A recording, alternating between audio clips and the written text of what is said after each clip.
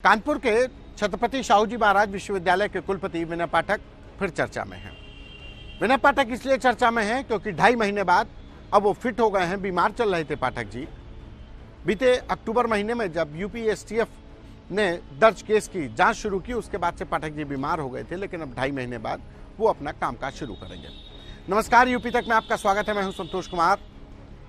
29 अक्टूबर 2022 को लखनऊ के इंदिरा नगर थाने में डेविड डेनिस ने एक एफआईआर दर्ज कराई। इस एफआईआर में कानपुर विश्वविद्यालय के कुलपति विनय पाठक और उनके करीबी अजय मिश्रा नामजद किए गए। अजय मिश्रा को यूपी एसटीएफ ने गिरफ्तार कर जेल भेज दिया।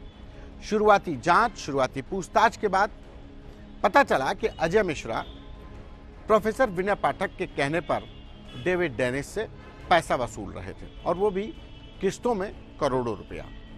बहरहाल यूपी एसटीएफ ने अपने जांच का दायरा बढ़ाया तो कुल 3 लोग गिरफ्तार किए गए, जिसमें एक अजय जैन जो दिल्ली के व्यापारी थे जिनके खातों में ट्रांजैक्शन हुए, और दूसरा संतोष सिंह।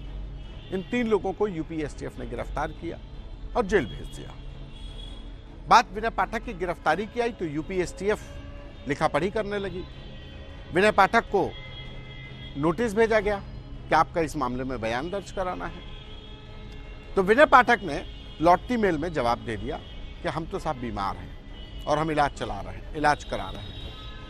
यूपी एसटीएफ के भी जांच अधिकारी ने उसी मेल पर रिवर्ट कर दिया कि कौन सी बीमारी हो गई है, कौन से डॉक्टर साहब इलाज कर रहे हैं, कहां पे इलाज करा रहे हैं।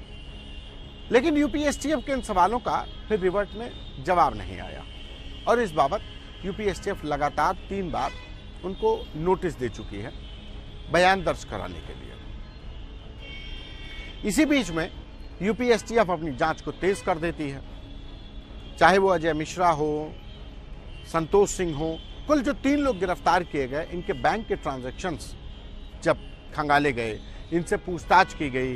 इनसे पूछताछ के बाद जो यूपी एसटीएफ की टीम और लखनऊ के इंदिरा नगर थाने की पुलिस ने जो XLICT जो अजय मिश्रा की कंपनी थी वहाँ पर छापेमारी की, तो पता चला कि जो बीएड के लिए जो एंट्रेंस एग्जाम होने थे, जो बरेली विश्वविद्यालय के द्वारा करवाए जाने थे, उसमें एंट्रेंस एग्जाम से पहले कोरोना किट बंटनी थी, और कोरोना किट बंटने का टेंडर होना था। टेंडर होने से पहले ही संतोष सिंह जिसको गिरफ्तार किया, उसकी फर्म ने कोरोना किट की खरीदारी शुरू कर दी। ये सेटिंग थी, ये जुगाड़ थी। बहरहाल यूपी एसटीएफ ने धीरे धीरे अपने जांच का दायरा बड़ा करके और फिर धीरे धीरे यूपी एसटीएफ ने अपनी जांच को विनय पाठक पर फोकस कर दिया। ये बात विनय पाठक भी जान रहे थे कि अगर यूपी एसटीएफ इसी तरीके से जांच करती रही तो उनको गिरफ्तारी का डर सता रहा था, और यही वजह थी कि विनय पाठक ने इस मामले में हाईकोर्ट की लखनऊ बेंच में गुहार लगाई एफआईआर क्वेश्चन की और अरेस्ट स्टे की। हाईकोर्ट की लखनऊ बेंच ने उनकी इस याचिका को खारिज कर दिया, ना तो उनको अरेस्ट स्टे दिया और ना ही एफआईआर क्वेश हुई। बहरहाल मामला यूपी एसटीएफ के पास था, जांच हो ही रही थी कि इसी बीच में सरकार ने 28 दिसंबर 2022 को, यानी जाते साल में 3 दिन पहले सीबीआई जांच की संस्तुति कर दी कि साहब ये जो इंदिरा नगर थाने में जो मुकदमा दर्ज हुआ है, इसकी सीबीआई से जांच करवाई जाए।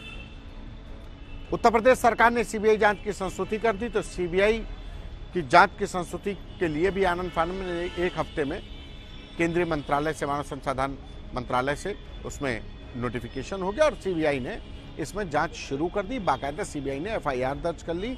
ACB 2 यूनिट जो दिल्ली मुख्यालय की है वो इसमें जांच कर रही है। अब चर्चा तो ये है राजनीतिक गलियारों में कि पाठक जी भारी पड़ गए अपने जुगाड़ तंत्र के दम पर। समाजवादी पार्टी कहती है कि ये मुख्यमंत्री और राज्यपाल के बीच झगड़े का एक कारण था। राज्यपाल विनय पाठक के पक्ष में थी, ये समाजवादी पार्टी का आरोप है। लेकिन वही सवाल इस बात का भी खड़ा होता है, समाजवादी पार्टी की तरफ से खड़ा किया जाता है कि अगर यूपी एसटीएफ सही जांच कर रही थी तो सरकार ने फिर सीबीआई जांच की संस्तुति क्यों की? क्या जरूरत पड़ गई थी? हाईकोर्ट ने तो आदेश नहीं दिया था। बहरहाल इसी बीच में जब विनय पाठक को पहला नोटिस दिया गया था, तब से बीमार चल रहे विनय पाठक अब फिट होते नजर आ रहे हैं। उधर सीबीआई ने भी जांच शुरू कर दी है। सीबीआई की जांच चल रही है, नोटिस दिए जाएंगे, वो बयान दर्ज होंगे। लेकिन हाईकोर्ट की लखनऊ बेंच ने अजय मिश्रा को बेल दे दी है। अजय मिश्रा को बीते सप्ताह हाईकोर्ट की लखनऊ बेंच ने ही बेल दे दी। तो अब विनय पाठक कानपुर विश्वविद्यालय, कानपुर के छत्रपति शाहू जी महाराज विश्वविद्यालय में अपने जो कुलपति का जो चार्ज था, वो बीमार के चलते कहा जाए कि वो छुट्टी पर चले गए थे, बीमार हो गए थे, तो अब वो जल्द चार्ज ले लेंगे।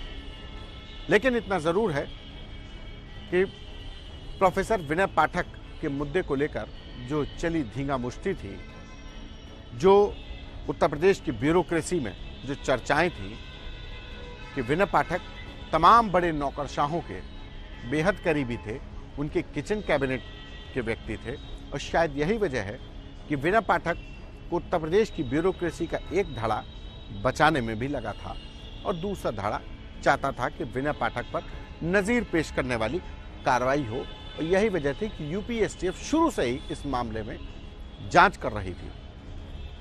बहरहाल अब मामला सीबीआई के पास है, सीबीआई इस मामले की जांच कर रही है। देखते हैं कि सीबीआई विनय पाठक को बयान दर्ज कराने के लिए कब बुलाती है। और विनय पाठक यूपीएसटीएफ से बचने के लिए तो कोर्ट चले गए थे, हाई कोर्ट की लखनऊ बेंच में गुहार लगाई थी।